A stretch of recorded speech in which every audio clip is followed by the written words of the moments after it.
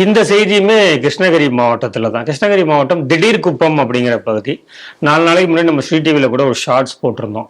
எனக்கு ஓட்டு போடல தானே அப்படின்னு சொல்லிட்டு ஊராட்சி மன்ற தலைவருடைய மகன் வந்து வாட்டர் டேங்கை அடித்து உடைக்கிறாரு, இந்த பகுதி மக்களுக்கு தண்ணியே கிடைக்கக்கூடாதுன்னு.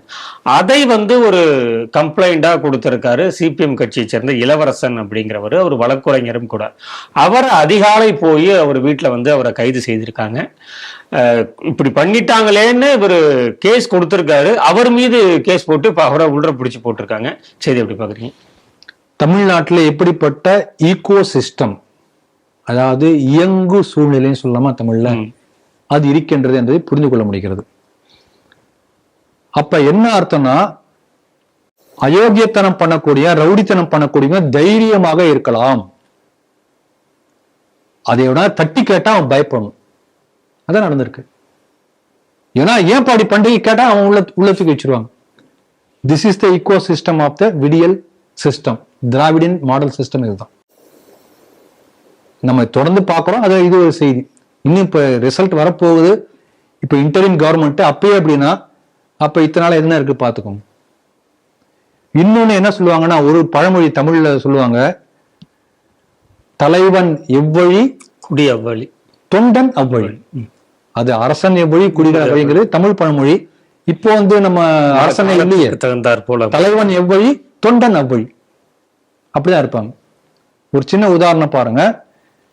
ஒரு பொறுப்புள்ள தலைவர்கள், நான் வந்து பாஜக அப்படி பேசல, இப்ப அண்ணாமலை போன்ற பொறுப்புள்ள தலைவர்கள் இருக்கக்கூடிய கட்சியாக அந்த பாஜக தொண்டர்கள் பொறுப்போட பேசுறாங்க இல்லைங்களா?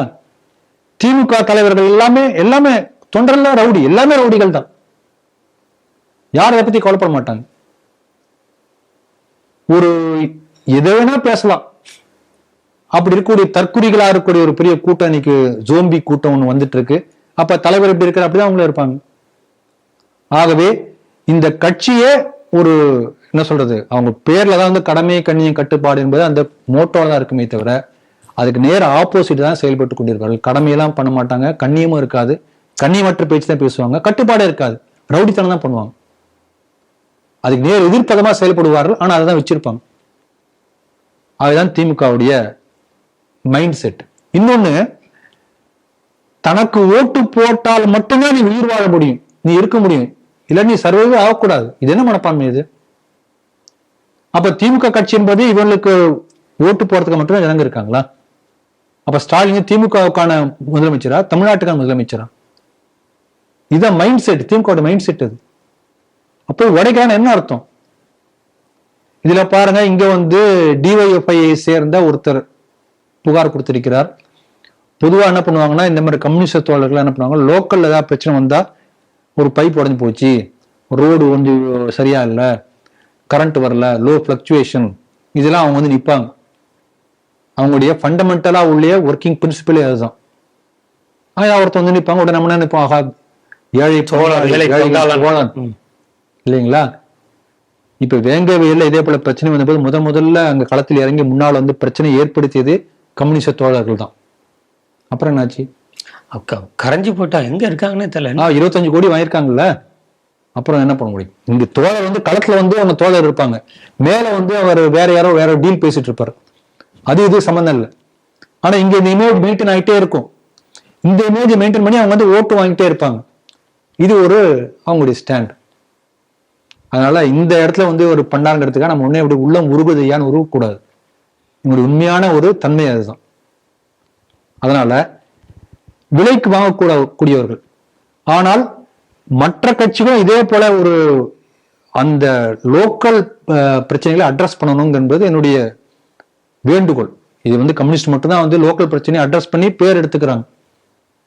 அந்த மாதிரி லோக்கல் பிரச்சனை, லோக்கல் இஷ்யூஸ் தான் எல்லாரும் அட்ரஸ் பண்ணணும் என்பதை இதன் மூலம் நம்ம தெரிஞ்சுக்கணும்.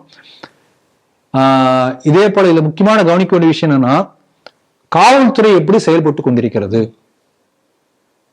பார்த்தோம்னா, எல்லா காவல்துறையிலும் போனீங்கன்னா ஒரு போர்டு இது டிஸ்பிளே பண்ணி வச்சிருப்பாங்க, காவல்துறை உங்கள் நண்பன். அந்த உங்கள் என்பதற்கு என்ன அர்த்தம்? யார் அந்த உங்கள்? யாரு எனக்கு தெரியல. உங்கள் ஆளும் கட்சி தான், அப்பப்போ மாறும். அந்த ஆளும் கட்சியினுடைய நண்பன், ரவுடி செய்யக்கூடியவர்கள் நண்பனா? எனக்கு அடிக்கிற இந்த மாதிரி கேள்வி வருது. அப்ப இந்த மாதிரி ஒரு சமூகத்துல இருந்து ஒழுக்கக்கேடா இருக்கக்கூடிய ரவுடித்தனம் பண்ணக்கூடியவர்கள் எல்லாம் வந்து காப்பாற்றக்கூடியதா காவல்துறை வேலையா? நம்முடைய கேள்வி வருகிறது. இப்ப நான் பாருங்க, தமிழகத்துல இதுவரைக்கும் இல்லாத அளவுக்கு வந்து பணம் விளையாடி இருக்கிறது இந்த எலெக்ஷன்ல. இந்த அளவுக்கு பணம் வந்து விளையாடி, நம்ம திருமங்கலம் ஃபார்முலா ஆரம்பத்தில் கிண்டல் பண்ணோம். இன்னைக்கு எல்லா இடத்துலயும் பணம் கொடுக்காத கட்சிகளே இல்லை. ஒவ்வொரு கட்சிகளும் அவங்க சக்திக்கு தகுந்த பணம் கொடுத்திருக்காங்க. நேற்றைக்கு முளைத்த டிவிக உட்பட பல இடங்கள்ல எங்களுக்கு ஏன் காசு கொடுக்கவில்லை என்று சொல்லியே வெளிப்படையாக ரோட்ல அதிக போராட்டம் நடத்திருக்காங்க. அதன் பிறகு போராட்டம் வாபஸ். அப்படின்னு என்ன அர்த்தம்? கொடுக்கப்பட்டது. வெளிப்படையா இந்த அளவுக்கு பேப்பர்ல செய்தி வந்த போதும் கூட அரசியல் கட்சிகள் வந்து பணம் கொடுப்பதோ, பொருளா கொடுப்பதோ, வாக்களை விற்பதோ சட்டப்படி குற்றம் இல்லையா? தேர்தல் நடத்தை விதிகள் படி அந்த இவரையே வந்து தேர்தல் வாக்காளரே வந்து டிஸ்குவாலிஃபை பண்ணக்கூடிய தகுதி வந்து தேர்தல் ஆணையத்திற்கு உண்டு. ஏன் நடக்கல சொல்லுங்க. வாய்ப்பு இல்ல. பத்திரிகைகள்ல வந்த செய்திகளை வைத்து தேர்தல் ஆணையம் இந்த முடிவு இருக்க முடியாது. யார் வந்து கேஸ் ஃபைல் பண்ணணும்?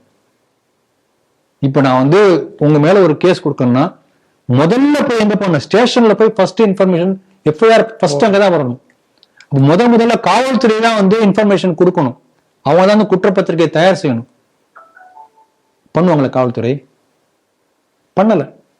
ஆகவே காவல்துறை எந்த அளவுக்கு இருக்கின்றதோ அந்த அளவுக்கு தான் சட்டத்துடைய மாட்சி, மேன்மை அங்க நடக்கும். அதனால தமிழக காவல்துறை எந்த அளவுக்கு வந்து ஒரு உன்னதமான நிலையில் இருக்கின்றது என்பதை இந்த ஒரு செய்தியை நமக்கு எடுத்துக்காட்டாக காட்டியிருக்கிறது.